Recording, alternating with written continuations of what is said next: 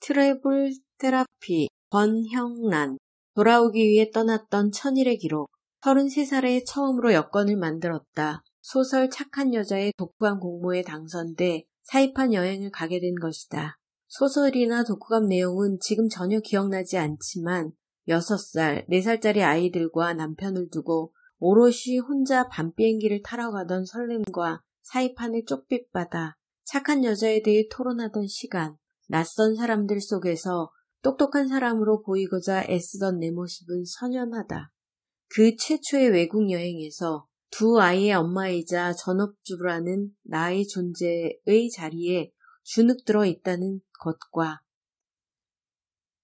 작은 아파트에서 종종거리며 아이들을 키우는 동안 우물안 개구리처럼 살았다는 것을 알게 되었다. 며칠의 시간이었지만 10년 만에 혼자라는 홀가분함을 마음껏 누렸고 오래 이어질 인연과 그 후 평생 하게 될 일을 만났다. 그 여행이 없었다면 아마도 현재의 내 모습은 만들어지지 않았을 것이다. 두 번째 20살이 되던 40살, 나는 스스로 나 자신에게 유럽 배낭여행을 선물로 주었다.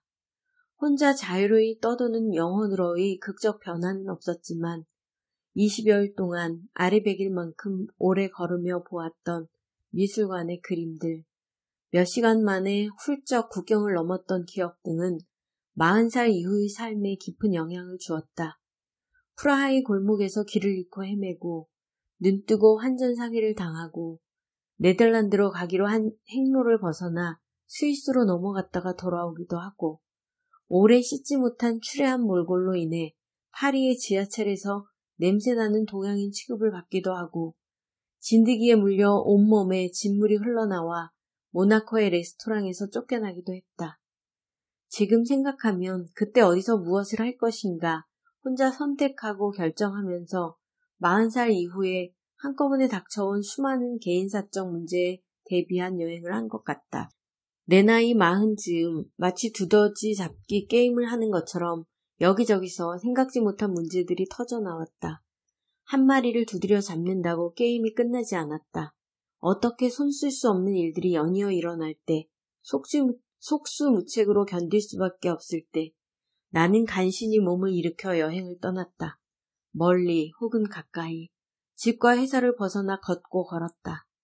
돌연한 재정사고, 무너지는 인간적 신뢰들, 부서지는 관계들, 어긋나는 말들과 표정들, 오해 속에 증폭되는 감정들, 덜컹거리며 보폭이 맞지 않은 채 엇갈리는 사람들과의 발걸음을 맞추고자 애쓰는 대신 가만히 둘 수 없는 몸과 마음을 데리고 멀고 험한 길로 들어섰다. 높은 산을 오르내리면서 몇 박 며칠의 트레킹을 하면서 죽음처럼 검은 물속에 빠질까 두려워하면서도 바다 수영을 감행해보면서 오싹한 밤 숲길을 걸으면서 길을 잃고 헤매다 철철 울면서 길은 그대로 하나의 커다란 도량이었다. 스쳐 지나가는 풍경과 나무와 바람을 맞으면서 빗속에 눈 속에서 걷다 보면 채 털어버리지 못하고 싸들고 온 문제들은 흩어지고 흐려지고 가벼워지고 잊혀져 갔다. 여기가 아닌 다른 곳에 나를 놓아두기. 떠난 그곳이 어떤 때는 마음보다 더 어둡고 더 슬픈 곳이라 할지라도 어떤 때는 눈부시도록 빛나는 곳이어서 누추하고 축축한 내 마음 자락이 더 도드라져 보이게 되는 곳일지라도 어두운 곳에서 마음을 빛나게 하고 빛나는 곳에선 젖은 마음을 널어 말리면 되었다. 일단 자신을 데리고 가서 거기에 놓아두고 어떻게 되어가는지 바라보는 것. 남인 듯 나를 쳐다보게 되는 것. 그렇게 어줍잖은 여행자의 모습으로 산과 바다와 길과 바람 속을 천일 동안 돌아다녔다. 눈만 뜨면 일어나 밥 먹고 걸었던 히말라야 안나푸르나에서 부서진 마음이라고 한순간에 단정해버린 관계들이 유징하게 이어져가는 끝없는 길에서 언젠가 다시 이어지리라는 것을 알게 되었다. 아무것도 먹지 않고 끊임없이 비워내기만 하던 3번의 단식 여행을 통해서 얼마나 많은 세상에 대한 분노와 원망을 차곡차곡 쌓아 놓았었는지 깨달았다. 발리의 우붓거리에서 먹고 기도하고 사랑하라의 주인공 리즈처럼 다시 일어나 사랑을 선택할 수 있을 것 같은 에너지의 파동을 감지했다. 그렇게 석삼년, 1000일 넘게 떠나와 보니 이제는 알 것만 같다. 애초에 나를 치유하는 힘은 내 안에 있었다는 흔한 말은 진부하지만 그것은 사실이다. 나는 두 발로 걸었던 기나긴 여행을 통해 원래 있던 내 속에 순정한 사랑의 힘을 발견한 것만 같다. 그 1000일 동안 도저히 넘어갈 수 없을 것 같은 문제들이 와와 터져나왔던 것은 지금이야말로 내 마음을, 내 몸을, 내 관계를 한번 돌보라는 우주의 신호의 다름 아니었을 것이다.